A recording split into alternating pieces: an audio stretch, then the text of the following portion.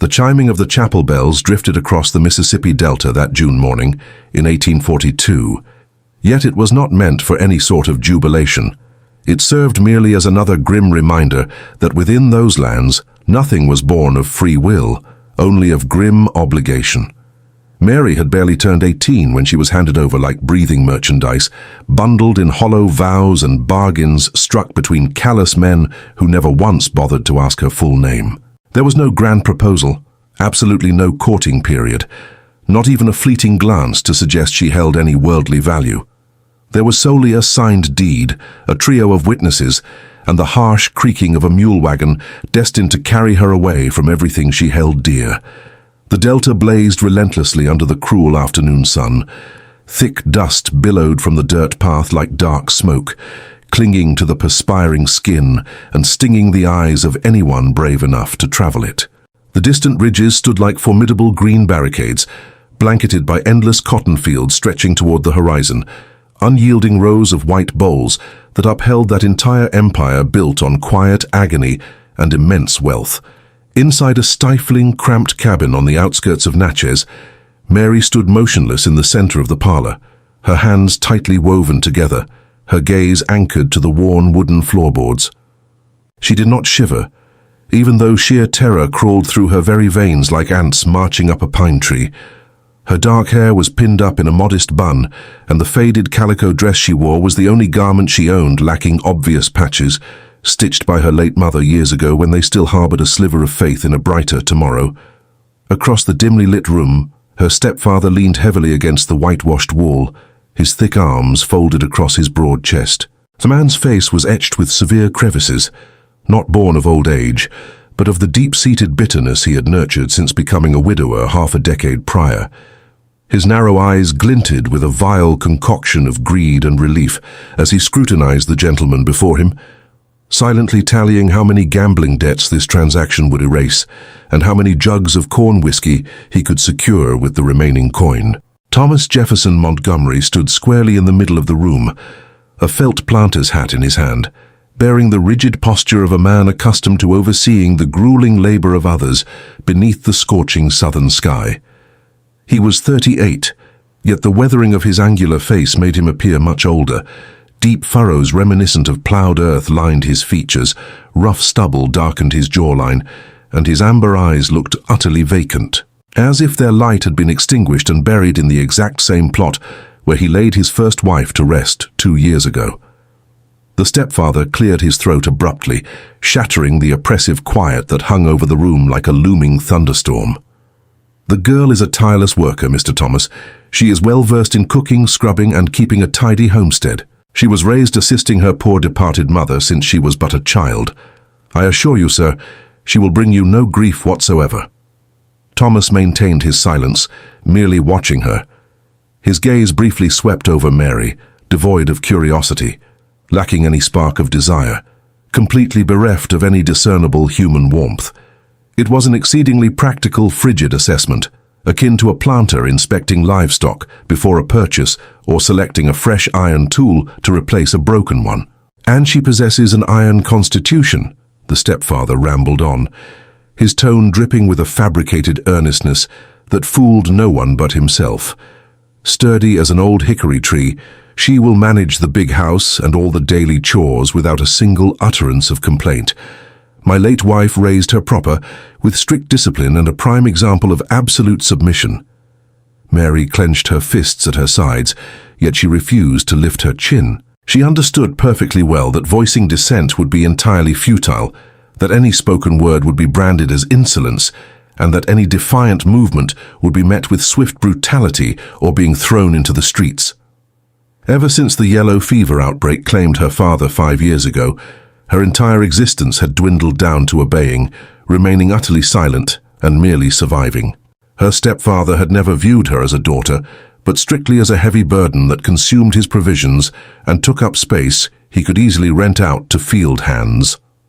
Finally, Thomas Montgomery spoke, his voice gravelly and blunt, entirely stripped of any gentlemanly pretense. "I am not in the market for a bride. I require a sturdy hand to tend to my offspring and manage the big house. That is the sum of it. Absolutely nothing more."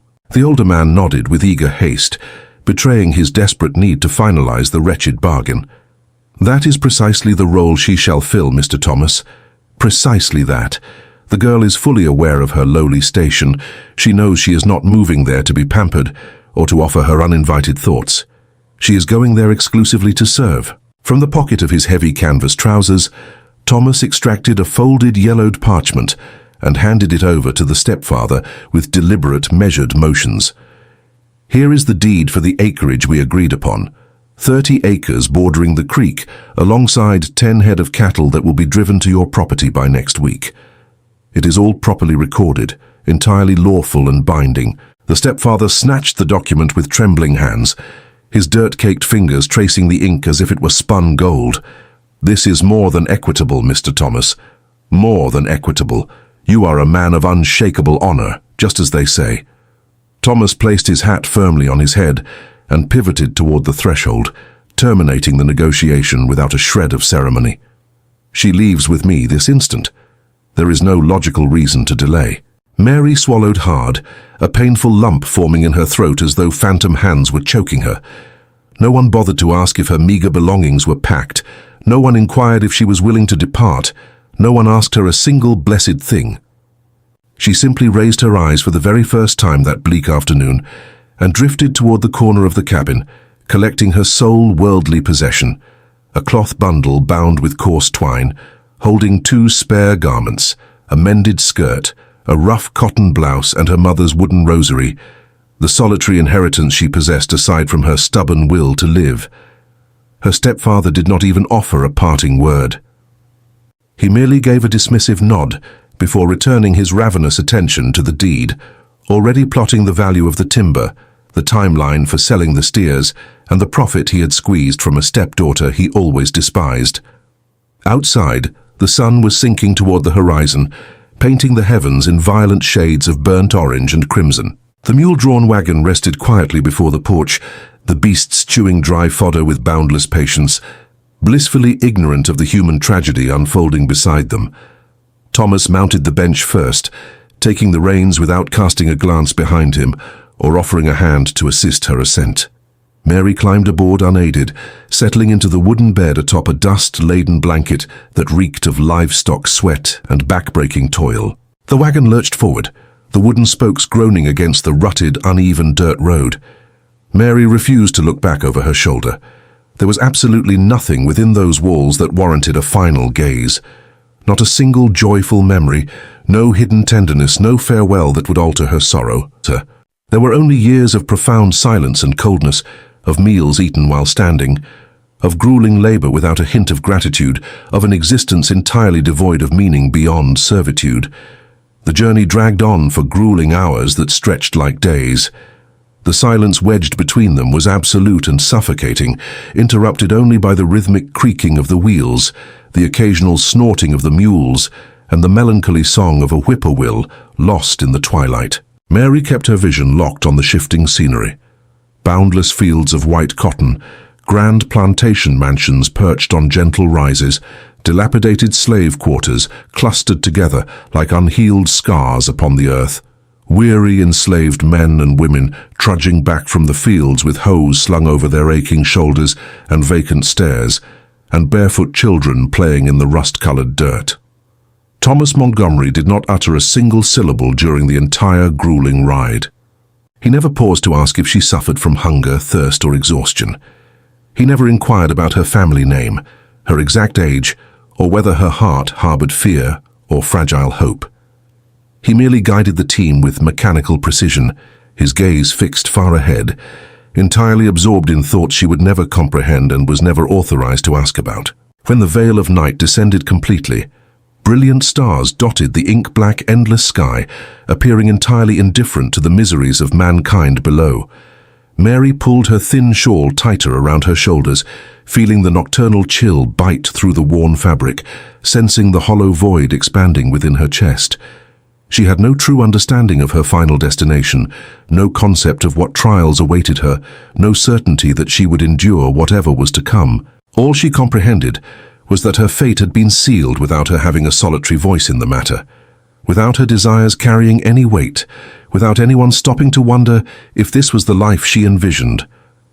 At that exact moment, she was no bride.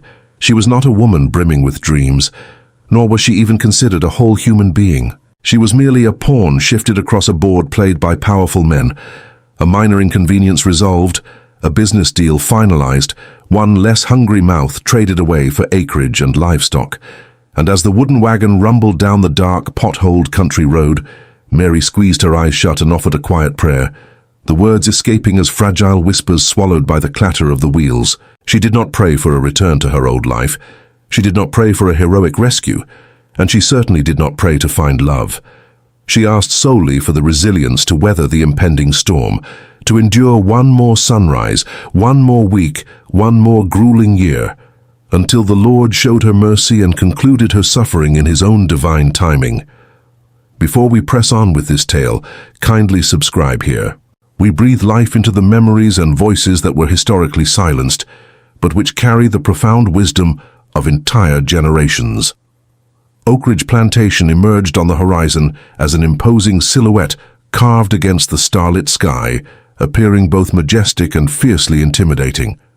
The big house was a massive structure, built of sturdy timber and brick, boasting thick whitewashed walls that were slowly yielding their luster to the damp climate and creeping moss.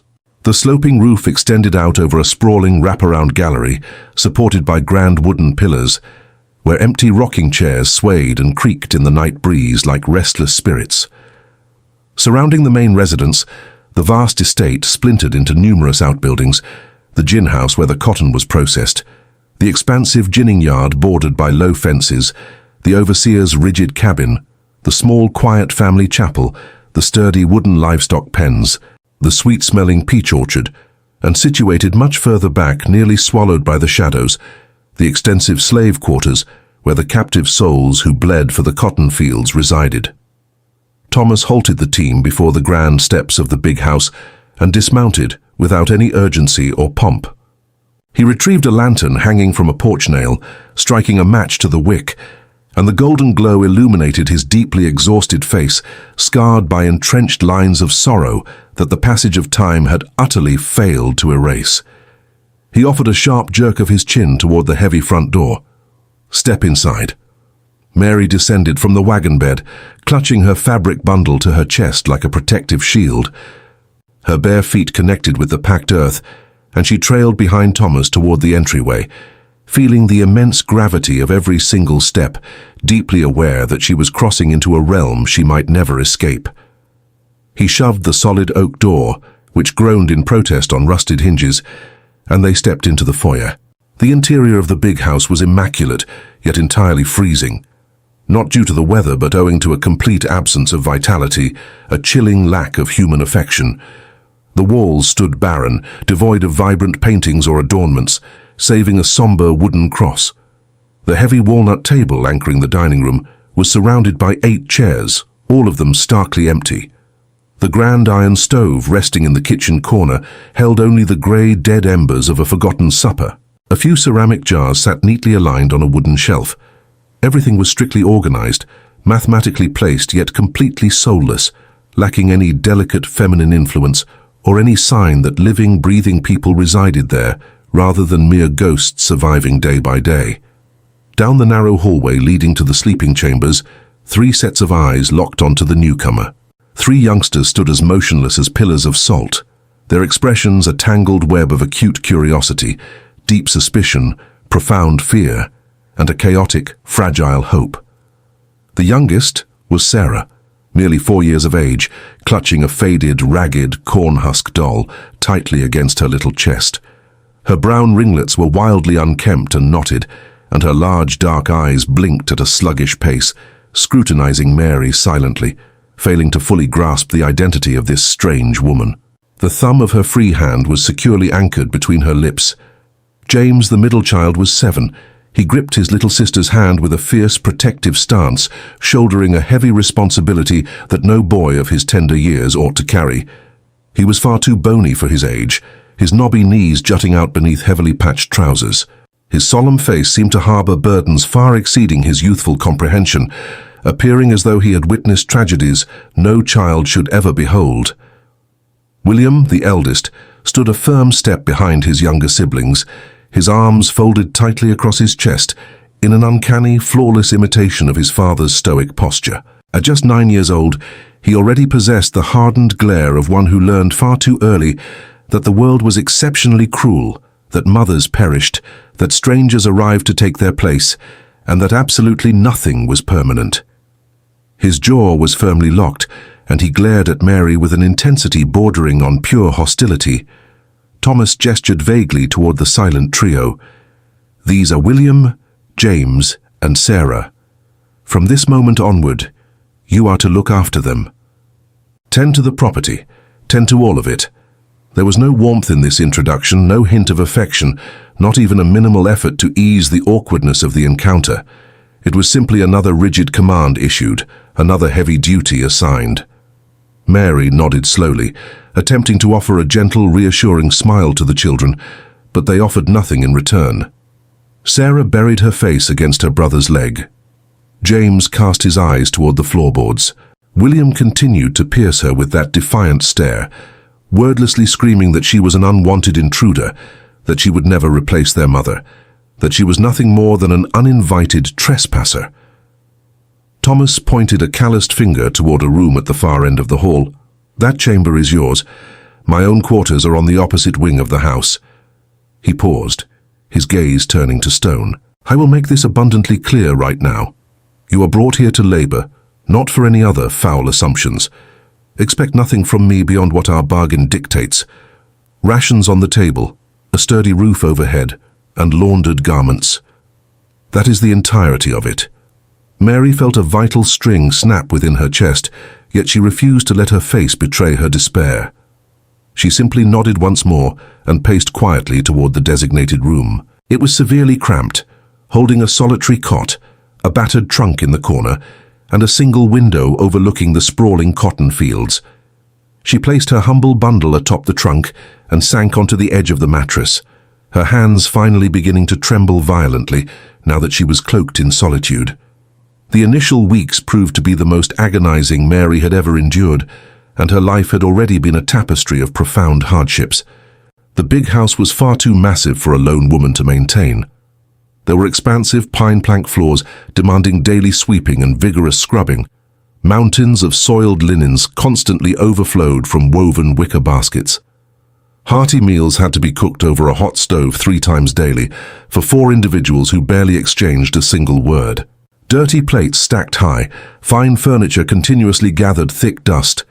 Heavy bed sheets required frequent changing, and countless wax candles needed constant replacing. Yet the grueling physical exertion was not the most devastating torment. The worst of it all was the crushing, suffocating silence. Thomas departed at the crack of dawn to direct the enslaved hands in the fields and returned only when the stars emerged, thoroughly drained and entirely mute. He consumed his supper in dead silence, frequently avoiding looking up from his plate, before retreating to his distant room and throwing the iron deadbolt. There was no idle chatter, no polite inquiries regarding the day's events, absolutely nothing beyond curt directives and grunted one-word replies. The children were arguably more agonizing to deal with. William acted as if she were completely invisible, brushing past her as though she were a mere piece of furniture.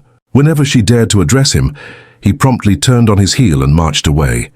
James watched her warily from the shadows, intensely suspicious, though he would at least offer a muttered syllable when directly questioned. Sarah proved the most heart-wrenching challenge, purely due to her overwhelming desperation for affection. She wept violently every single night, crying out for her deceased mother, and whenever Mary attempted to soothe her, the little girl would shove her away, shrieking that she was a wicked impostor. Mary comprehended swiftly that within those walls she was viewed as nothing more than a hired servant. She possessed no voice, her thoughts carried no weight, and she held no seat at the table of family matters. She rose long before the sun, stoked the heavy iron stove, brewed the morning chicory coffee, served the plates, scrubbed, washed, boiled, mended, and swept. By the time she finally collapsed into bed, the midnight hour had long passed. However, a subtle shift occurred on a dreary day in late September, just as the autumn rains began to wash over the Mississippi Delta. Mary was in the sweltering kitchen preparing the noon meal when the muffled sound of sobbing drifted from the children's quarters. She set aside her wooden stirring spoon and crept down the hall to investigate. Sarah sat crumpled on the floorboards, her rag doll cast aside into a corner, her tiny hands masking her tear-streaked face. Violent hiccups racked her fragile frame. Mary lowered herself gently to her knees beside the child, moving slowly, making no sudden motions to touch her, cautiously respecting the girl's boundaries. "What troubles you, Sarah?" The little girl continued to weep, but between the heavy sobs, she managed to gasp out the words, "I want my mama back." Mary felt her own heart physically ache within her chest. She intimately knew the agonizing texture of that grief, the hollow cavern that absolutely nothing could fill. "I know you do, precious child. I desperately wanted mine to return when she passed on. A person never stops longing for them, never stops feeling that terrible absence." Sarah slowly lowered her hands and looked at her, her eyes bloodshot and swollen. "Did you lose your mama too?" "I did, 5 long years ago, and to this very day, I miss her presence every waking moment. I still whisper a prayer for her soul every single night." In that fleeting second, a barrier shattered inside the little girl. She threw her small arms around Mary's neck and wailed, weeping with an intensity she had not allowed herself in months, pouring out every ounce of sorrow she had locked away. Mary held her tight, rocking her gently back and forth, softly humming an old lullaby her own mother used to sing to her in the twilight of her childhood. When the child finally exhausted her tears and found her breath, she peered up at Mary with damp, glistening eyes. "Could you brush my hair for me? My mama used to brush it every single morning. I don't know how to do it right by myself." Mary offered a warm, genuine smile, the first real smile she had mustered in countless weeks. "I certainly can. Come sit over here." She fetched the wooden comb resting on the vanity and began untangling the girl's wild curls with immense care and tenderness, murmuring softly about trivial, pleasant things, about the mockingbirds in the yard, the blooming wildflowers, and silly tales she spun from pure imagination. Once finished, Sarah caught her reflection in the small window pane and managed a tiny, hesitant smile. "It looks lovely. Thank you kindly. You are most welcome, sweet girl. Any time you desire it, I will gladly brush it for you." That evening, amidst the habitually silent supper, Sarah did something that utterly shocked the entire table. She pointed to the hearty stew Mary had cooked and announced loudly, "This is mighty fine. Thank you." Thomas raised his head from his plate for the first time in an eternity. William ceased his chewing mid-bite. James's eyes grew as wide as saucers, and Mary felt a small ember glow warmly in her chest, tiny but undeniably real. It was a starting point. Yet if Mary harbored any foolish notion that winning over the youngest would miraculously repair the broken mechanics of that household, she was gravely mistaken. William remained an unscalable fortress of bitterness and stone-cold silence. He was merely 9, yet he dragged the crushing burdens of a grown man upon his small shoulders. He woke prior to everyone, marching out to assist his father in the sprawling cotton fields, returning caked in red dirt and sweat, ate his supper without a sound, and retreated to his bed. He never engaged in games, never offered a grin, never spoke. It was as though he had concluded that aging rapidly and hardening his heart was the sole method of shielding himself and his fragile siblings from further devastation. Mary made numerous attempts to bridge the vast gap between them. She offered to assist with his chores, inquired if he required anything, commended his hard labor, but he systematically treated her as though she did not exist. When she spoke directly to him, he feigned deafness. When she stepped into his proximity, he swiftly exited the room. When she reached out to serve a portion onto his plate, he aggressively snatched the spoon to serve himself before she could make contact. The stinging rejection wounded Mary far deeper than she had anticipated. She was fully aware she had not been brought to Oak Ridge for romance. She knew she did not share blood with those children. She knew she was merely a purchased replacement, acquired with acres and livestock. But it still caused profound agony to be treated as an enemy combatant, a loathed trespasser, someone unworthy of a passing glance. One humid afternoon, Mary was out back by the stone washtubs, scrubbing heavy linens, when she heard loud, hostile voices erupting from the peach orchard. She dropped the wet fabric and hurried over to see what the commotion was about. William was backed aggressively against a thick peach tree by two older boys, the rugged sons of the cruel overseer. They cackled maliciously as they shoved him, taunting him fiercely. "Your daddy dragged a shiny new woman into the house, didn't he? Managed to forget all about your dead mama real quick, huh?" William stood with his fists tightly coiled, his face flushing crimson with boiling rage and deep humiliation. Yet he refused to strike back. He was smart enough to know that if he bloodied the overseer's boys, his father would suffer the consequences. "My daddy hasn't forgotten a damn thing," he hissed through gritted teeth, "and neither have I." "Oh, but he hauled another one right into his bed, didn't he?" one of the bullies sneered. "How long did it take him? Barely 2 years." William instantly erupted. He launched himself at the boy with the wicked mouth, and the two tumbled into the dirt in a chaotic flurry of wild punches and flying boots. Mary didn't hesitate for a fraction of a second. She sprinted toward them and tore the boys apart with a surprising fierce strength. "That is enough." The overseer's sons scrambled to their feet, brushing the red dust from their breeches, still snickering. "Well, look here, the new stepmama coming to save the day." William pushed himself upright, his lips split and bleeding freely, his eyes brimming with furious unshed tears that his pride refused to let fall. "I don't need your help." He spat the words like venom. "I don't need anybody's help." He spun around and dashed blindly into the endless rows of tall cotton.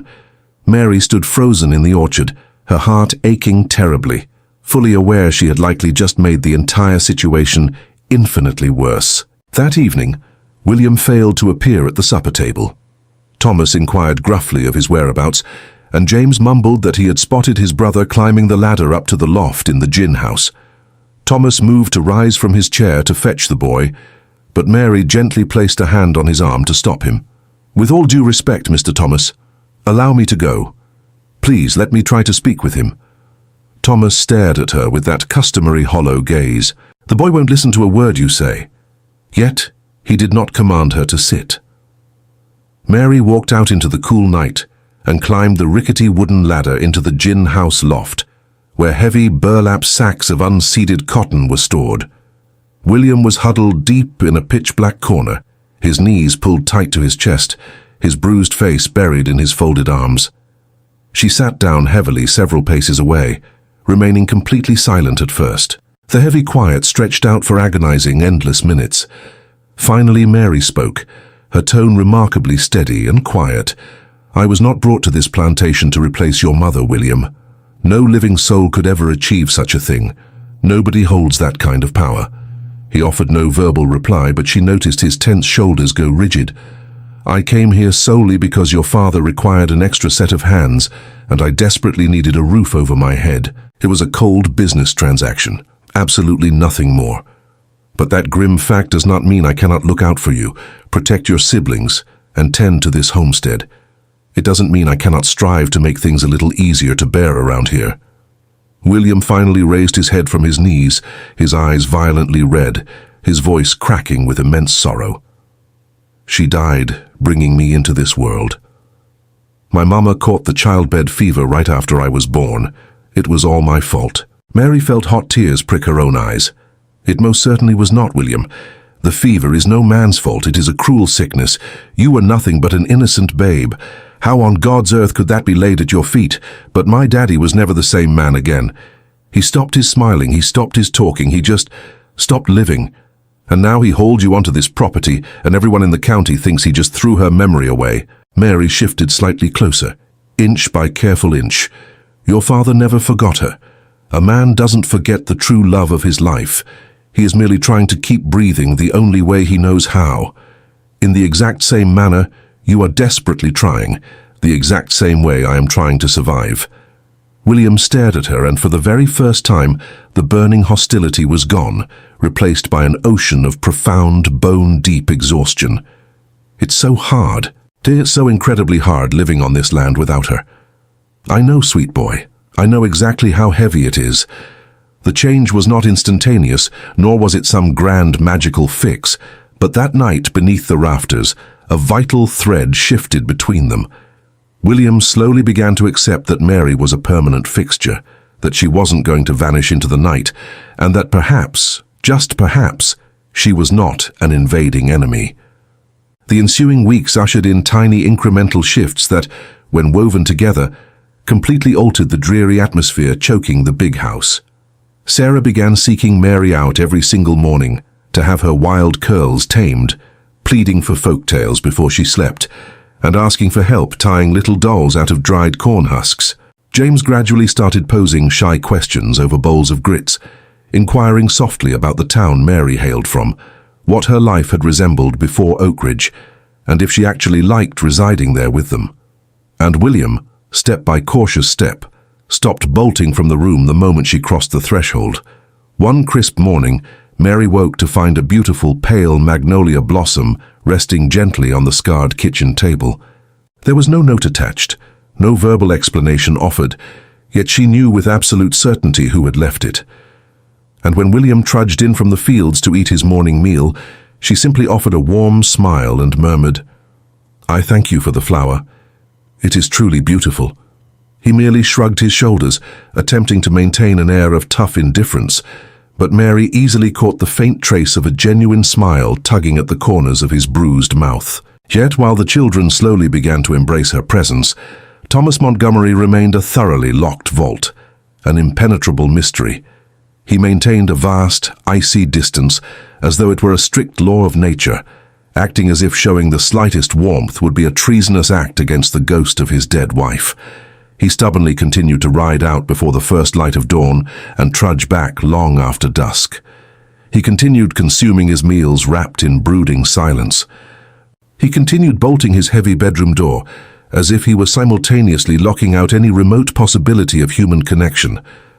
Mary respectfully honored his grieving silence, but she found herself quietly wondering how long a mortal man could endure such a state, trapped inside a cage of mourning built by his own two hands. One afternoon, while meticulously sweeping his quarters while Thomas was far off in the cotton fields, Mary stumbled upon a hidden token that helped her comprehend the fractured man. Concealed at the very back of a dark oak drawer, carefully swaddled in fine linen, rested a small hand-painted miniature portrait. It bore the likeness of a striking young woman with bright, gentle eyes and a radiant smile, cradling an infant tightly against her breast. On the reverse side, inscribed in elegant flowing script, were the words, "Margaret and William, June of 1833. It was the first wife, the true mother of those poor children, the woman Thomas had fiercely loved and tragically buried. Mary held the delicate portrait with immense reverence, feeling the crushing gravity of that history, of that monumental loss. She realized in that quiet moment that she was not locked in a bitter rivalry with a memory. She was merely striving to survive within its overwhelming shadow. That very evening, as they gathered for supper, Mary summoned her courage and did something she had avoided for long weeks. She spoke directly across the table to Thomas. "How fared the fields today, Mr. Thomas?" He snapped his head up from his plate, visibly startled by the direct inquiry. "Exhausting, as it always is. The main harvest is nearly upon us." She nodded thoughtfully. "The boys mentioned the yield appears far richer this season." "It is. Much heavier than last autumn." The silence promptly returned, yet it felt marginally less oppressive. It was a silence that seemed to possess tiny cracks, allowing thin rays of light to finally pierce the gloom. And so it progressed, through brief fragmented exchanges over steaming plates, through fleeting glances shared in the narrow hall, through nearly silent words of gratitude when she poured the morning coffee, that Thomas slowly began to unbar his soul, fraction by fraction.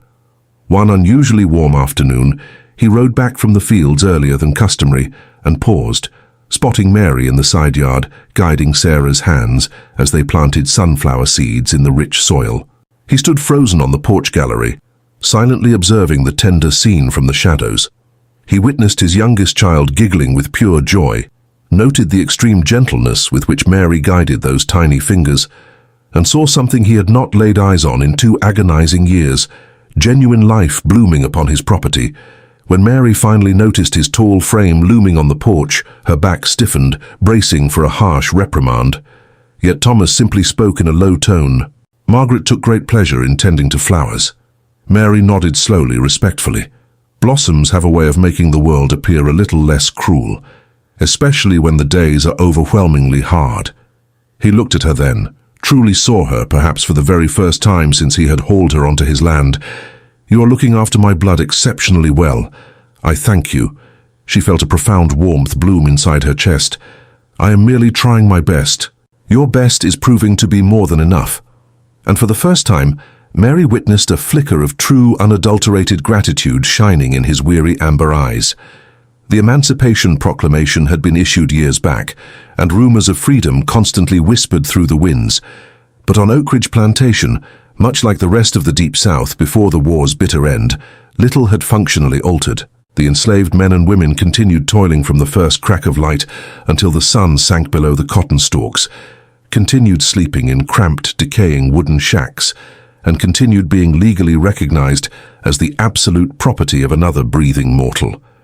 Mary laid eyes on these captive souls every single day when she ventured out toward the ginning yard or when she crossed their path near the property's small chapel. She witnessed the deeply exhausted faces, the physical forms marred by the overseer's brutal whip, the heavy stares that constantly wavered between quiet resignation and a burning, silent defiance.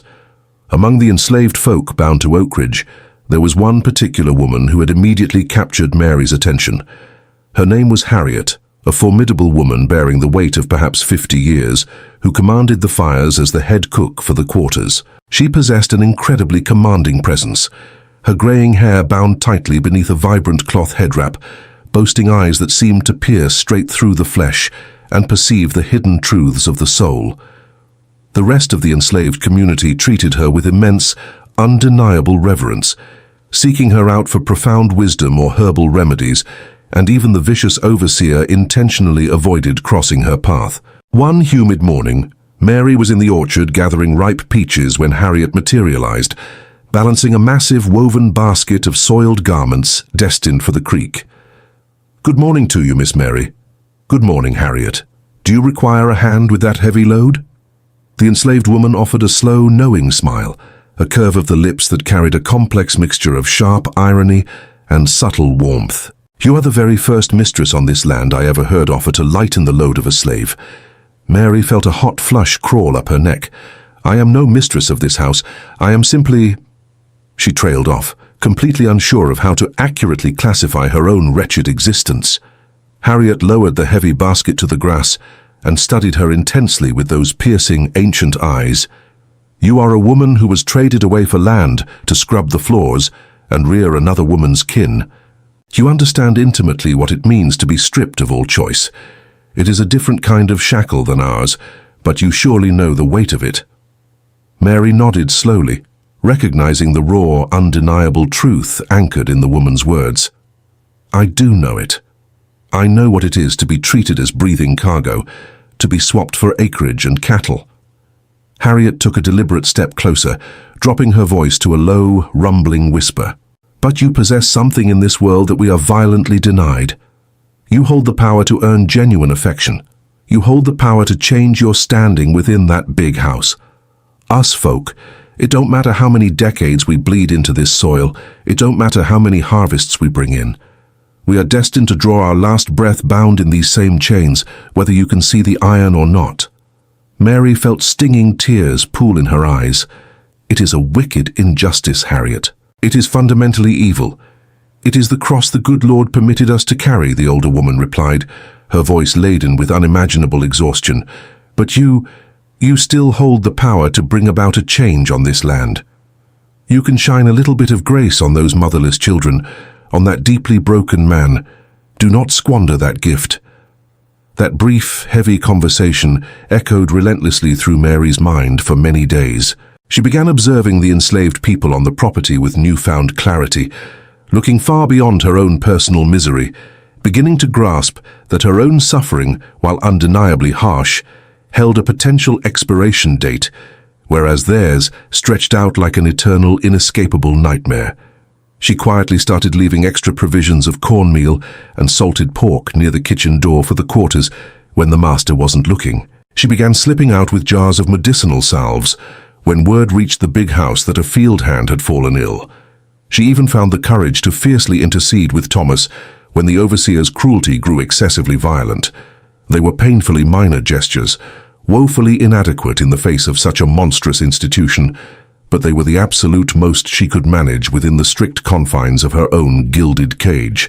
And Harriet, perpetually observant and endlessly wise, noted every single act and nodded in silent approval, acknowledging that at least one soul on that cursed plantation was fighting to keep a sliver of humanity alive. The grueling months rolled by, and the biting winter surrendered to the blooming spring of 1843. The plantation was consumed by the frantic energy of planting the new cotton crop. The southern air smelled richly of turned earth and impending rain. The cicadas hummed their relentless, vibrating song from the ancient oaks. Life seemed to have settled into a predictable rhythm, hardly joyous, but certainly tolerable. William reached his 10th birthday, and on a bright Saturday morning, he made a request that left the entire household astounded.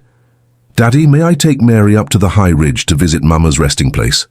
Thomas, who was midway through a sip of dark coffee, froze entirely, the tin cup hovering inches from his lips. The silence that instantly blanketed the room was incredibly dense, pregnant with heavy, unspoken emotions. Finally, he lowered the cup to the wooden table and stared directly at his eldest boy. "Why would you wish to do such a thing?" "Because," William hesitated slightly, carefully selecting his words, "because she is a part of this family now, and Mama always taught us that a family shares the things that truly matter. And this matters deeply." Thomas slowly shifted his gaze to Mary, who stood rigidly near the iron stove, completely unsure of how to react or what to say. "Do you wish to make the climb?" She nodded her head slowly.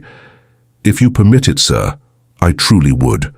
I would consider it an honor to know the woman she was." Thomas sat in profound silence for another agonizing minute, then gave a sharp nod. "Go on then, but see that you return before the sun hits its peak."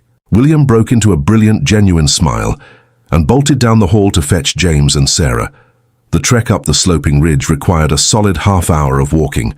It was a breathtakingly beautiful spot, a high elevation shaded by ancient weeping willows and towering pines, where a crystal-clear creek babbled over moss-covered stones. At the very crest, sheltered beneath a sprawling, flowering dogwood, stood a humble, hand-carved wooden cross bearing the etched words, "Margaret Montgomery, 1813-1841, beloved wife, cherished mother."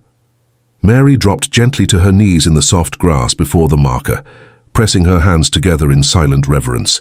The three children gathered tightly around her, each momentarily lost in the labyrinth of their own memories and private sorrows. "She was so very pretty," Sarah whispered into the breeze, "and she always smelled like sweet jasmine every single day." "She knew how to spin the best yarns," James chimed in softly, "grand tales about angels and brave saints, and she possessed incredible strength," William added, his voice thickening with emotion. "She worked just as tirelessly as Daddy did, up before the roosters and never resting until the moon was high. Yet she always made time for the three of us." Mary felt hot tears tracking freely down her cheeks. She must have been an absolutely magnificent woman, and she would be swelling with pride to see the three of you today, to see how fiercely you protect one another.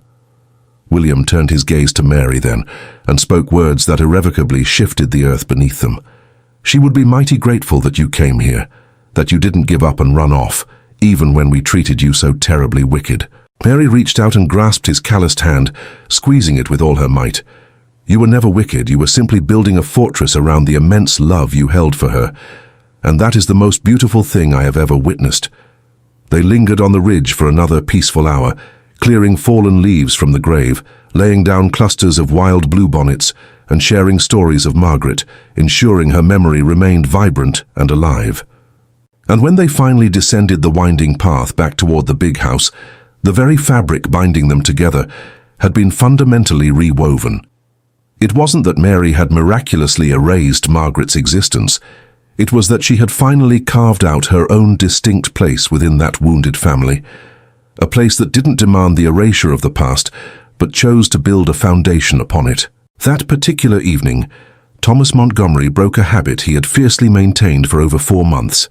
Following the supper dishes, rather than retreating instantly to his locked chamber, he remained in the parlor, settling into a heavy rocking chair, gazing out through the glass pane into the dark yard.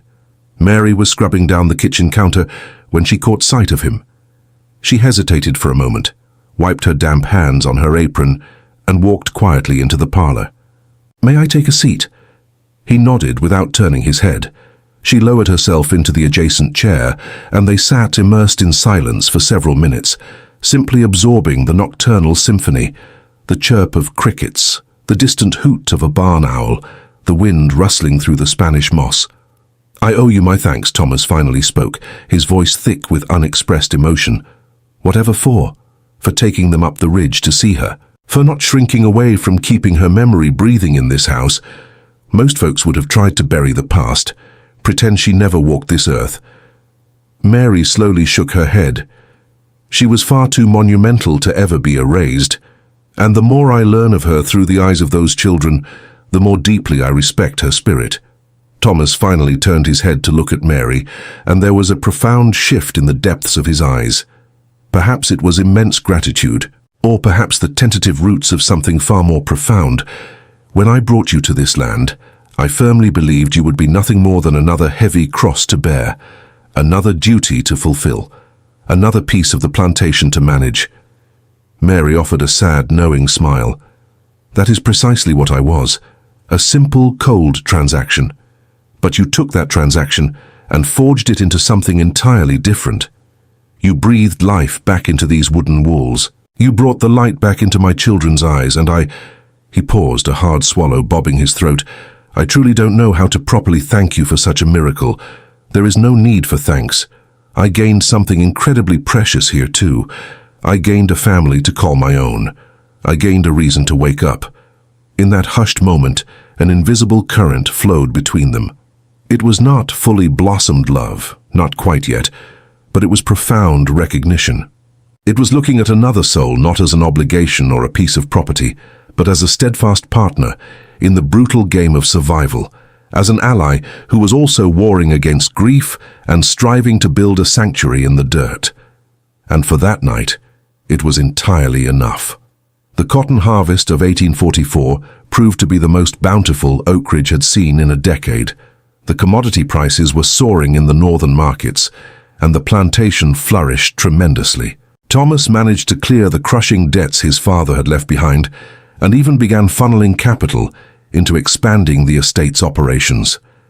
He oversaw the construction of a new, larger gin house, ordered repairs for the leaking roof of the big house, and acquired finer tools for the field hands. And for the first time in years, he allowed himself the dangerous luxury of believing that life might consist of more than merely dragging himself from one painful sunrise to the next. The children were maturing rapidly. William, now 11, possessed the broad shoulders of a young man riding alongside his father and assisting with the complex logistics of running the massive farm.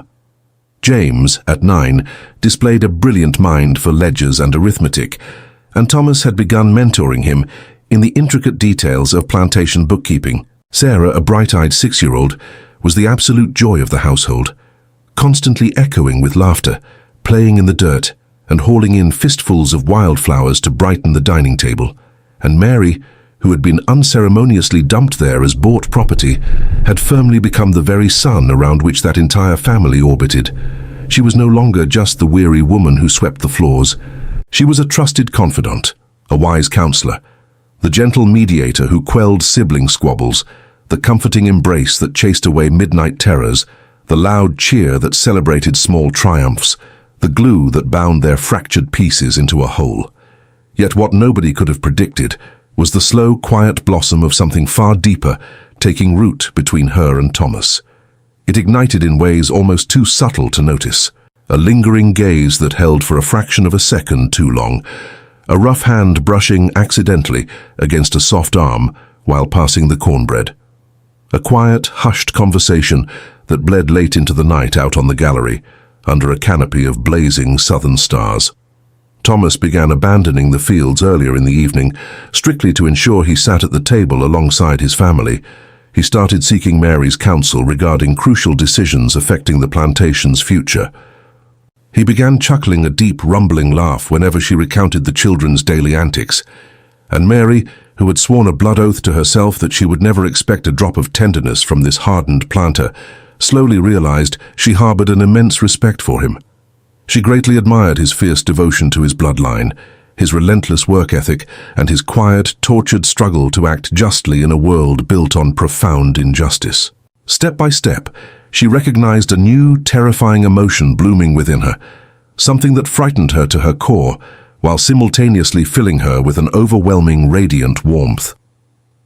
On a muggy night in late August, under the glow of a swollen full moon, Mary sat on the porch gallery mending a torn shirt by the light of a kerosene lamp when Thomas approached. She knew he had just ridden in from inspecting the outer fences, but instead of walking past her to wash, he lingered awkwardly near her chair. "Might I have a word with you?" "You may." He dragged over a heavy wooden chair and sat, but remained locked in silence for an extended period, visibly wrestling with the heavy words lodged in his throat. Mary waited patiently, offering no pressure. Finally, the dam broke. "I hauled you onto this property out of sheer desperation. Out of absolute necessity, out of a terrifying realization that I had no earthly idea how to raise 3 babies by myself. I am well aware, and I came because I was stripped of all choice, because I was bartered away like a prime heifer." He flinched visibly, the deep shame carving new lines into his weathered face. "I know you were, and I drag the weight of that guilt with me every single hour of the day." But he lifted his amber eyes to meet hers. Somewhere along this jagged path, the wind shifted. "You ceased being a mere duty I had to manage. You became—" he searched desperately for the proper phrasing. "You became absolutely essential." Mary felt her heart hammer violently against her ribs. Essential to this entire family, to those 3 children sleeping inside, to me. Silence fell again, but it was a heavy, electric silence, buzzing with undeniable truth. "When you first walked through that door, I was still buried 6 feet deep with Margaret. I was dying a little more with every sunset. I simply lacked the courage to outright stop drawing breath. But you, without even trying, without ever demanding a single thing in return, you made me realize my heart was still beating. You reminded me I had children who desperately needed their father, that the world had not stopped turning." Mary felt the hot prickle of tears threatening to spill. "I did nothing extraordinary. I was merely fighting to keep my head above water. You did everything. You brought dawn into a house that was swallowed by midnight. You brought joyous laughter to a place choked by silence.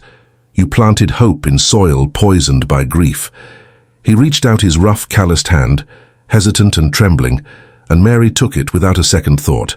Their fingers tangled together tightly, and they remained frozen like that, simply anchoring onto one another, absorbing the living heat of the other's skin.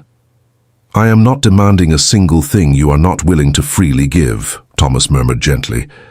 "But I needed you to know with absolute certainty that you are no longer a business deal to me. You are." He drew a ragged breath. "You are the woman I would have chosen on my own, had I been granted the privilege of choosing." Mary squeezed his fingers fiercely. "And you are a man I have come to deeply respect, to look up to. And perhaps," she offered a watery smile through her tears, "perhaps even to love." They sat together on the gallery until the wee hours of the morning, talking in hushed tones about the world, about trivialities, about the painful roads that had dragged them together, and the bright future they might actually dare to build side by side. And when they finally parted ways to seek their beds, they both possessed the unwavering certainty that the very foundation of their world had fundamentally shifted. They were no longer bound by forced obligation or mere survival. They were bound by conscious choice. They were bound by love. Yet the world, as it always does, harbored its own cruel designs. And quite often, those designs demand a toll of excruciating agony before permitting any lasting joy. Several weeks after the heavy autumn rains began to turn the roads to mud, disaster struck. The cattle herd was incredibly agitated, spooked severely by a venomous copperhead that had slithered near the watering trough. The massive beasts were thrashing wildly, bellowing with wide, panicked eyes, kicking violently against the sturdy wooden fencing. William, perpetually acting with a responsibility far outstripping his 11 years, was desperately attempting to soothe the animals, using slow, deliberate motions and a calm, authoritative voice. James had wandered far too close, watching his older brother handle the dangerous beasts with absolute awe. Suddenly, one of the massive steers, larger and far more terrified than the rest, lowered its horns and charged directly at the younger boy with terrifying, blind fury. William saw the monstrous beast coming and didn't waste a fraction of a second calculating the risk. He shoved James backward with every ounce of strength he possessed, hurling his little brother out of the deadly trajectory. But in doing so, he left himself entirely exposed. The massive steer slammed into him with the force of a runaway locomotive, launching the boy's small frame through the air until he collided violently with the thick wooden posts of the corral. A sickening, horrifying crack echoed through the yard, the sound of heavy timber snapping and brittle bone shattering against it. It was instantly followed by a horrifying, absolute silence. Mary was in the kitchen boiling down a pot of sweet blackberry preserves when James's blood-curdling scream ripped through the humid air. It was a shriek born of unadulterated terror, a sound of pure, unhinged desperation that only escapes a child who has just watched death arrive. She dropped the wooden spoon and sprinted blindly out the door, her heart hammering a frantic rhythm before her mind could even process the catastrophe, her gut already screaming that something apocalyptic had occurred.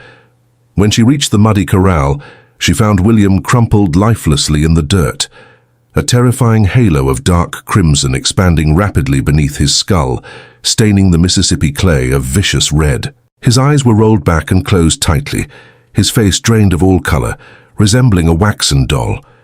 James was dropped to his knees in the muck beside him, violently shaking his brother's limp shoulders, screaming his name over and over into the void. "Thomas!" she shrieked, the raw sound tearing the lining of her throat. Thomas Jefferson Montgomery. He came sprinting from the edge of the cotton fields, took one look at the horrific tableau, and went pale as bleached bone, every drop of blood vanishing from his face in an instant. He scooped William's broken body into his arms with a desperate, terrifying gentleness, treating him as though he were crafted from spun glass that might shatter into dust, and sprinted frantically toward the big house. He laid his firstborn gently on the mattress, his large hands shaking with uncontrollable tremors. "William, open your eyes, son. Wake up. I'm begging you, wake up." But William remained dead to the world. He was drawing breath, yes, but it was frightfully shallow and erratic, and his eyelids refused to flutter no matter how loudly they called to him, no matter how desperately Thomas roared, pleaded, and wept openly. They sent a fast rider to Natchez to fetch Reverend Miller, an elderly man who possessed a deep knowledge of medicinal herbs, poultices, and the healing arts. He arrived on a lathered horse as swiftly as the muddy roads allowed, examined the boy's fractured skull with experienced, trembling hands, and offered a grave, sorrowful shake of his silver head. A blow to the skull of this magnitude is a dire thing, exceedingly dire. Only the Almighty knows when the boy might wake, if he ever wakes at all. Thomas staggered out of the bedroom, his face contorted in an agony so profound it looked as though his very soul had been cleaved in two. Mary followed close behind and found him collapsed on the gallery floorboards, his hands shaking violently, his eyes glazed over, staring blankly out at a horrific future only he could envision. "I cannot survive losing him," Thomas rasped, his voice shattered into jagged pieces. "I cannot bury another piece of my heart. I already put Margaret in the dirt. I absolutely cannot lose my boy. I simply cannot." Mary dropped to her knees on the hard wood beside him and trapped his violently shaking hands between her own. "You are not going to lose him. I will absolutely not permit it. You have my solemn vow. I will not let the angels take him." She marched back into that stifling bedroom and adamantly refused to cross the threshold for the next 5 days and 5 grueling nights. She snatched no more than 10 minutes of sleep at a time. She refused all sustenance, save for the bits of bread and broth Sarah stubbornly forced upon her. She maintained a constant vigil at William's bedside, meticulously cleaning his terrible wounds with salt water, endlessly replacing the cool, damp rags on his burning forehead, fervently praying her mother's wooden rosary until her knuckles ached, and softly singing the old folk songs the boy always pretended to despise, but secretly listened to when he thought no one was watching. James and Sarah crept in and out of the shadowy room every passing hour, bearing wilted wildflowers plucked from the yard, crude charcoal drawings scratched onto scrap paper, terrified whispers meant only for their unconscious brother, and desperate, tearful vows that they would behave perfectly, do every chore without complaint, and do absolutely anything required of them, if only he would open his eyes. Thomas lingered like a ghost in the doorway, physically incapable of fully entering the room, entirely consumed by the venomous guilt of allowing his boy to work near the agitated herd, of failing to spot the danger, of utterly failing his sacred duty to protect his son. On the fifth agonizing night, as a brilliant silver moon cast a ghostly pale light through the window pane, Mary leaned down over William's still form and whispered fiercely into his ear, "You absolutely cannot surrender the fight now, William Montgomery. We have finally become a true family. Your father desperately needs you to lead. That man will not survive another trip to the graveyard. James and Sarah need their protector. They are far too young to navigate this cruel world without their big brother." And she felt hot tears splash down onto the boy's pale cheek. "I desperately need you too. You welcomed me into your heart when you had every right to turn me away. You offered me grace when I was nothing but a stranger invading your sanctuary. Now I am begging you on my knees, come back to us, please. Come back." She gripped his small icy hand between both of hers, squeezing with all her might, as if she could force her own vibrant lifeblood straight through his skin. And then, as though his spirit had been lingering in the dark, waiting for those exact words, needing to hear that his presence was vital and fiercely loved, William stirred. It was merely a faint twitch of his fingers, weak and nearly imperceptible, but it was enough to make Mary's heart practically burst from her chest. "William!" She shrieked for Thomas at the top of her lungs, and when he came tearing down the hallway, tripping over the heavy doorframe, they stood side by side and witnessed a true miracle unfold. William slowly pried his heavy eyelids open, blinking sluggishly against the yellow glare of the lamp, looking immensely confused as he struggled to focus his blurry vision. His cracked lips parted, his tongue thick and uncooperative, but a single word tumbled out, frail, yet undeniably clear. "Mama." Mary felt a dam burst violently inside her soul. "I'm right here, my sweet boy, I'm right here. Did you cry for me?" he rasped, his voice incredibly weak, yet laced with genuine astonishment. "I surely did. I cried oceans for you, and I reckon I'm going to cry a whole lot more out of sheer joy now that you've returned to us." Thomas leaned heavily against the plastered wall, one hand gripping his chest, his eyes squeezed tightly shut as silent torrential tears washed down his deeply weathered face. His eldest boy had returned from the brink of the grave, and for the very first time in his life, William had bestowed the sacred title of mother upon Mary. William's journey back to health was agonizingly slow but fiercely steady, akin to a dried-up creek bed, gradually filling with the spring rains. During the initial days, he drifted in and out of heavy slumber, deeply disoriented about his surroundings and entirely blank regarding the horrific accident. Mary patiently recounted the tale to him time and time again, speaking with endless gentleness, explaining how heroically he had saved young James, how incredibly brave he was, and promising him that he was perfectly safe now. As the weeks crawled by, William progressed to sitting upright against the headboard, then standing on shaky legs with heavy assistance, and eventually managing a few clumsy, trembling steps across the bedroom floor. Mary was a permanent fixture at his side, gripping his arm tightly, praising every microscopic triumph. And when the glorious day finally arrived, that he could rise from the mattress unassisted and walk out onto the sunlit porch on his own 2 feet, the very first action he took was wrapping his arms around Mary in a fiercely tight embrace, whispering a profound thank you that carried the weight of 1,000 speeches. A single phrase loaded with years of unspoken agony, monumental healing, devastating loss, and beautiful reconstruction. It was precisely then that Thomas Montgomery determined it was time to make lawful and holy what had already been forged in the fires of their hearts. He asked Mary to join him on the gallery on a crisp afternoon in late October, beneath a sky of flawless, brilliant blue. "Mary," he began, his tone incredibly firm yet thick with deep emotion. "When I brought you to Oakridge, it was driven by stark necessity. It was a frigid, calculated arrangement. But you took that ugly bargain and spun it into a miracle I never dared dream of. You transformed into the true mother of my children. You became the very beating heart of this homestead. And you became," he took a shaky breath, "the woman I love with all that I am." Mary felt her pulse roar in her ears. "I wish to solemnize our union before God.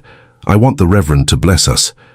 I want every soul in this county to know that you are no hired help, no mere substitute. You are my chosen wife." She beamed, joyful tears spilling freely over her lashes. "I desire that as well, more than anything in this world."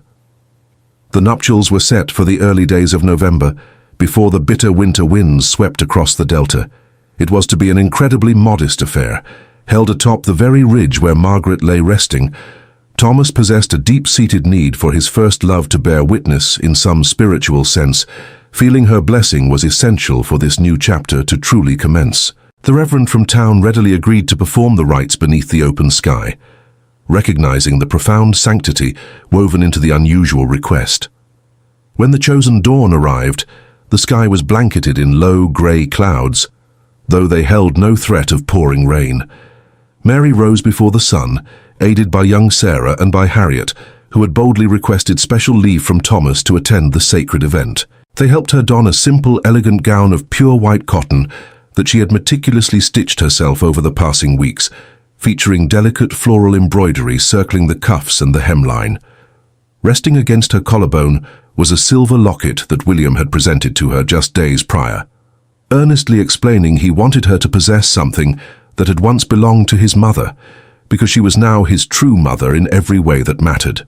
The three children were scrubbed clean and dressed in their Sunday best, their hair slicked and tamed, their faces radiant, their eyes practically glowing with uncontained bliss.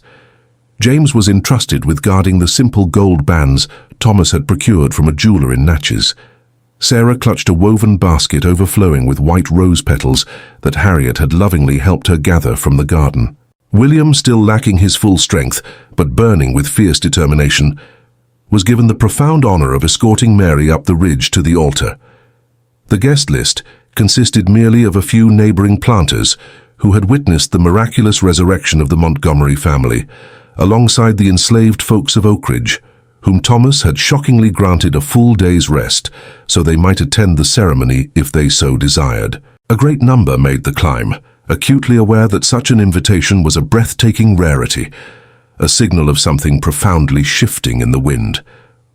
The procession up the hill was unhurried and deeply reverent. William extended his arm to Mary with a heartbreaking, dignified seriousness, and she linked hers through it, her vision blurring with tears of joy. James and Sarah marched proudly at the front, scattering pale petals across the dirt path. Harriet and a chorus of enslaved women hummed spiritual hymns in soft, rich harmonies, pulling divine blessings down upon their footsteps. When they crested the ridge, beneath the sprawling canopy of the flowering dogwood, Thomas stood waiting. He was clad in a sharply pressed suit, his hair neatly oiled back, his jaw cleanly shaven, and there was a brilliant fire burning in his amber eyes that had been dead for over 4 years, a fire that Mary had single-handedly stoked back to life. The Reverend opened the service with humble, stirring words regarding the nature of true devotion, the power of forgiveness, and the beauty of second chances. Yet when the moment arrived to exchange vows, he stepped aside and instructed the couple to speak directly from their souls. Thomas went first, his voice carrying strong over the breeze, yet thick with raw emotion. "I buried my heart in this very soil 4 years past, on the day the Lord called Margaret home. I was firmly convinced I would never feel it beat again in my chest, that I was utterly incapable of offering love to another living soul. But then you arrived, Mary, and you proved to me that the sun still rises, that a mighty oak can sprout from a burnt stump even when a man believes the land is dead. You handed my children back to me. You handed me back to myself. And I swear to you before the Almighty and every witness gathered here that I shall honor and cherish you until the breath leaves my body." Mary replied, her voice trembling but ringing with absolute clarity. "I was not seeking a family when I was dragged to this property. I was not hunting for romance. I was solely trying to keep myself from drowning. But you and those 3 beautiful children taught me the greatest lesson of my life, that the most magnificent blessings often arrive entirely uninvited, tearing down our walls when we least expect it, and fundamentally altering the landscape of our lives. I vow to fiercely protect you and this family with every ounce of love I possess. I swear to honor the sacred memory of Margaret by striving every single day to be the finest mother I can possibly be to the children she left behind. And I promise to love you, Thomas Jefferson Montgomery, with the entirety of my mended heart." When the Reverend finally proclaimed them man and wife in the eyes of God and the law, the children erupted into joyous cheers. Sarah hurled handfuls of the remaining petals high into the breeze, conjuring a fragrant, drifting snowstorm. James let out a holler of pure, unadulterated triumph. William offered up that incredibly rare, priceless smile that signaled absolute healing, profound acceptance, and the undeniable truth that they were whole once more. The enslaved choir raised their voices to the heavens, their soulful song echoing across the valley, transforming the moment into a broader celebration of finding fragile beauty amidst a violently cruel world, of discovering enduring love within a realm built upon suffering. During the joyous, modest reception that followed out on the lawn, featuring sweet cornbread and peach cobbler, baked by Harriet's own hands, accompanied by the lively plucking of a banjo and the rhythmic beat of a skin drum played by the quarters musicians, a solitary figure materialized at the edge of the property line. It was Mary's stepfather, looking shockingly frail and ancient, his back bowed heavily under the crushing weight of years and festering guilt, hobbling forward with the aid of a crude, knobby walking stick. The music abruptly died, and a tense silence fell over the crowd as he shuffled closer, every dragging step appearing agonizingly painful. Mary went entirely rigid, her muscles locking as a tidal wave of traumatic memories clawed their way to the surface. Thomas instantly stepped in front of her, his stance fiercely protective, but she gently gripped his sleeve, signaling that she could handle the confrontation. "I have come to beg your forgiveness," the old man wheezed, his voice rattling in his chest, fracturing mid-sentence.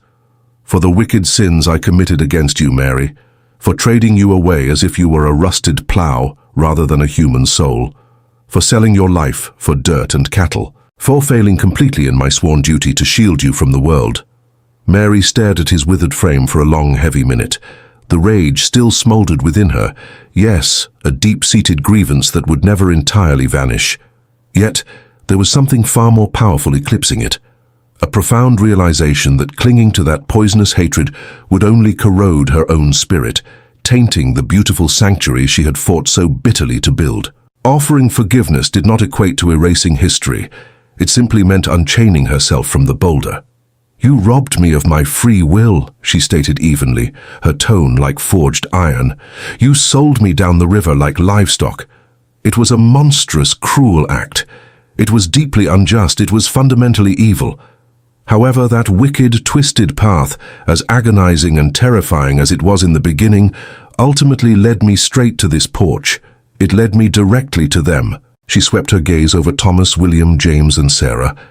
"I forgive you for your sins against me, but I shall never forget them. And it is my sincere prayer that you carry the weight of this lesson to your grave, and never treat another child of God as mere inventory."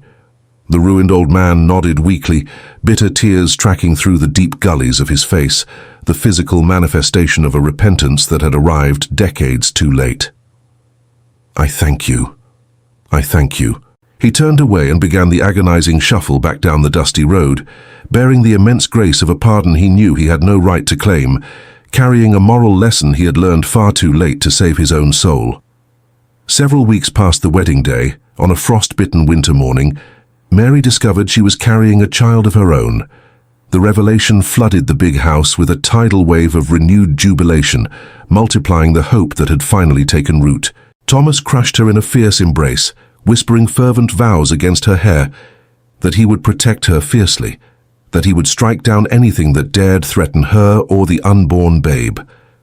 The children were absolutely ecstatic at the prospect of welcoming a new brother or sister to the fold, and surprisingly, even the enslaved community seemed to partake in the joyful anticipation, recognizing it as a symbol of continuity, a promise of tomorrow, a sign that the family had weathered the apocalyptic storm and emerged victorious. On a warm, rainy afternoon in late July, when Mary's belly was round and heavy, the entire family trekked up the ridge to plant a young southern magnolia sapling right beside Margaret's wooden cross. It was a brilliant notion conceived by William, a poetic method of simultaneously honoring the ghosts of yesterday while planting roots for tomorrow. "Let it stretch toward the sun," Thomas murmured, packing the dark, damp earth firmly around the fragile roots. Even when the drought scorches the land, even when the hurricane winds howl, this tree will stand its ground. It will reach for the heavens. It will bear magnificent blooms. Mary intertwined her fingers with his, her free hand resting protectively over the life swelling within her womb, and finished his thought. "And when those massive white blossoms unfurl, bright and glorious, we will all know with absolute certainty that love resides on this hill, that it will always reside here, that it possesses the power to outlast everything." William, James, and Sarah eagerly helped water the sapling with fresh creek water hauled up in heavy clay jugs. Their bright laughter rolled across the ridge, blending harmoniously with the steady drumming of the rain, the calls of the blue jays, and the low, comforting whisper of the wind rustling through the pines. And as the gentle shower washed over the earth, cleansing the grime, renewing the soil, purifying the past, that beautifully patched-together family stared into the horizon with a genuine, unshakable hope. For occasionally, love does not arrive in the manner we so foolishly expect. It rarely shows up neatly packaged in poetic vows or grand, sweeping romantic gestures. At times, it sneaks in wearing the ugly mask of crushing hardship, insurmountable challenges, and devastating agony. It is born from frigid bargains and brutally callous transactions.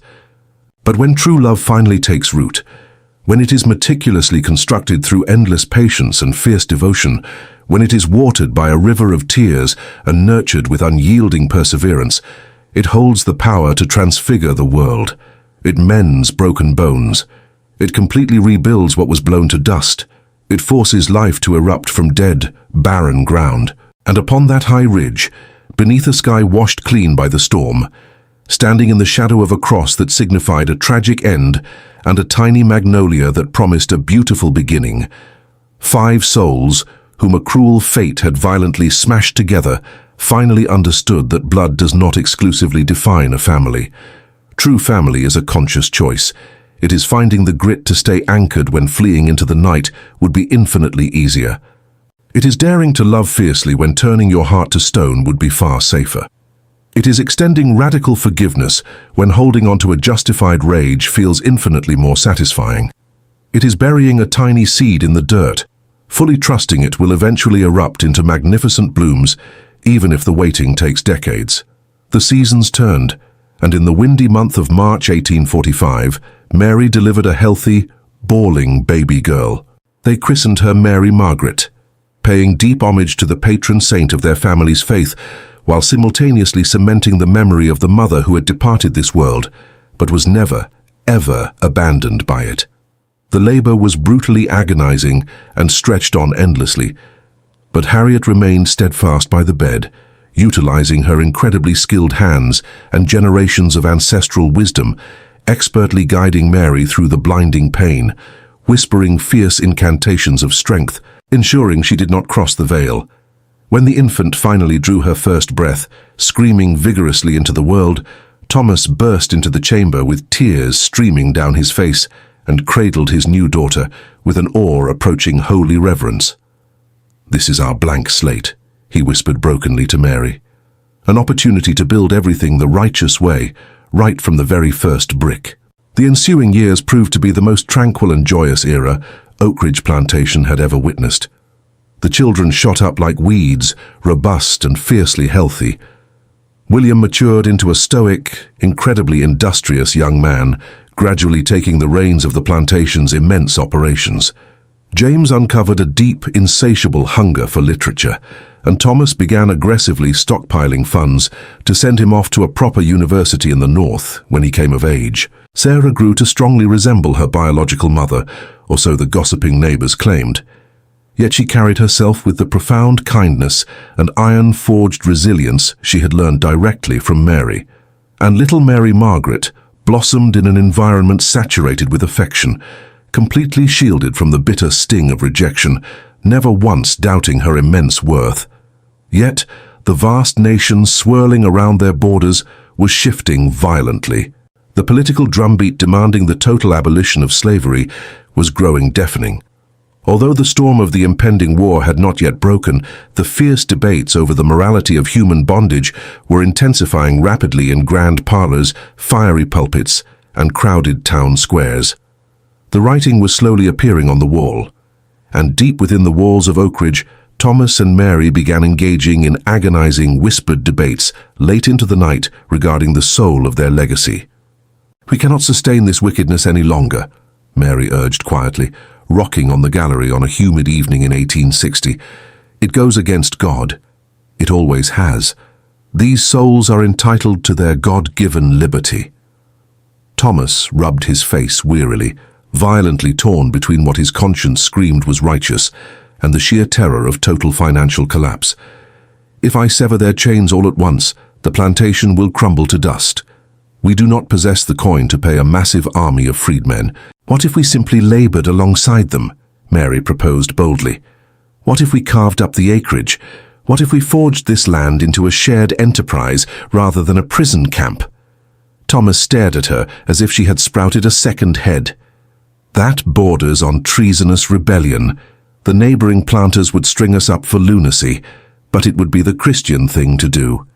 He sat in brooding, heavy silence for an eternity, weighing the cost of his very soul. Finally, he gave a slow, deliberate nod. "We shall proceed in stages. We will issue papers to the elders first, the men and women whose bodies have been broken to build this empire. We shall offer fair wages to the others. And when the righteous law finally comes down from Washington, because it surely will, we will not be caught standing on the wrong side of judgment." And so the great dismantling commenced. They formally manumitted Harriet first, during a profoundly emotional gathering, where she wept more tears in 10 minutes than she had shed in her entire captive life.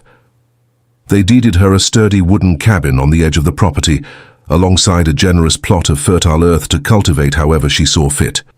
They continued unshackling the others, one painstakingly drafted document at a time, perpetually extending the offer to remain on the land as paid, contracted laborers. A great multitude chose to stay, for they knew no other geography.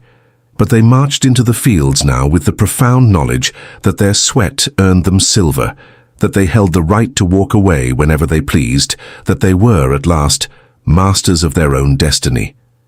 When the 13th Amendment was finally ratified in the bitter aftermath of the war in 1865, championed by President Lincoln, the monumental news struck Oakridge 3 days later, carried by a weary traveler riding hard down the turnpike.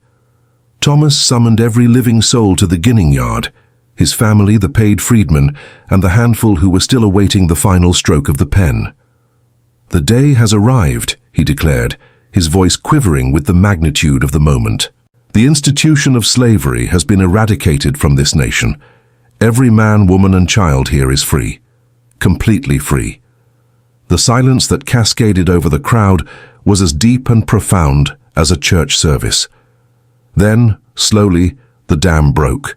The elated shrieks, the uncontrollable sobbing, the desperate prayers hurled toward the sky. Folks collapsed to the dirt, kissing the ground and praising the Lord.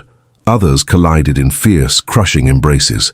Some simply stood frozen, weeping without a sound, desperately trying to comprehend that generations of unimaginable horror had finally reached a terminus. Harriet pushed through the throng and threw her arms around Mary in a bone-crushing hug. "You helped usher this miracle onto this land. You and Mr. Thomas, you proved to the devil himself that a different path could be walked." Mary shook her head, hot tears blinding her. "We fell so terribly short. Nothing we do could ever scrub away the blood that was spilled here. But you did exactly what was within your power to do, and in the eyes of the Lord that matters. It truly matters. That glorious evening, Oak Ridge Plantation hosted the very first genuine celebration in its dark, bloody history. It was not a grotesque display of masters lording over their property, but a jubilee of free men and women breaking bread as equals. Feast tables were shared. Fiddles and banjos sang into the night. Tall tales were spun around roaring bonfires, and beneath the glittering canopy of stars, Thomas Jefferson Montgomery swept Mary into his arms and danced, a joyous, reckless movement he had not attempted since the day Margaret fell ill, an act he had sworn on a Bible he would never indulge in again. "I thank you," he murmured fiercely against her neck, "for teaching a dead man that he could rise again, for proving that love possesses the terrible power to knit even the most shattered bones back together." Mary rested her cheek against his broad shoulder.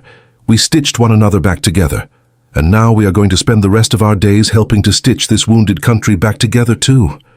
Decades later, when Mary's hair had turned to spun silver and her face was lined from a lifetime of joyous laughter, when William had grown children of his own and managed the vast acreage as an equal partner with his aging father, when James had returned from the Northern University as a learned professor and established a schoolhouse open to every child in the county, regardless of their color, when Sarah had wed a fierce abolitionist and continued battling for civil equality, and when Mary Margaret had become a tireless physician dedicated to healing the impoverished, Mary still made the slow climb up the ridge at least once a week. She paid her respects at Margaret's wooden cross, which stood tall and meticulously preserved, perpetually adorned with fresh, vibrant blooms. And she would stand in sheer awe of the southern magnolia they had planted so many years prior, which had swelled into a colossal, majestic titan of a tree, exploding with massive white blossoms every single season, carpeting the green earth in fragrant snow. She would ease herself down into its cool shade and speak softly to Margaret, chatting away as if the woman were sitting right beside her, sipping sweet tea. She updated her on the children's triumphs, bragged about the rambunctious grandchildren, and detailed how the plantation was now thriving as a massive cooperative of fiercely independent, free workers. She spoke of Thomas, of how their love had grown like a slow-moving river, carving deep into the bedrock of their souls, of how they had managed to construct a magnificent cathedral atop the ashes of unspeakable tragedy. "I truly pray you find no fault with it," Mary would always whisper as she prepared to leave. "I fought every day to honor your legacy by being the fiercest mother I could possibly be to the babies you left behind. I poured every ounce of my soul into loving them as if they were my own flesh. And in my heart they truly, undeniably are." And as the southern breeze rustled the thick, waxy leaves of the magnolia, Mary always chose to believe it was Margaret whispering back, assuring her that all was forgiven, that all was well, that she had fought a magnificent battle, and that the family was finally, eternally whole. And on those tranquil golden afternoons, resting beneath the shade of a tree that stood as a living monument to resurrection, Mary would review her winding life and acknowledge the stark, unvarnished truth. She had been dragged to that very spot as breathing inventory, as a cold transaction, as a creature possessing absolutely no worth. Yet she was destined to depart it as a revered matriarch, as an adored wife, as a fiercely devoted mother, as a woman who had acted as an alchemist, transmuting profound agony into boundless love and suffocating darkness into blinding light.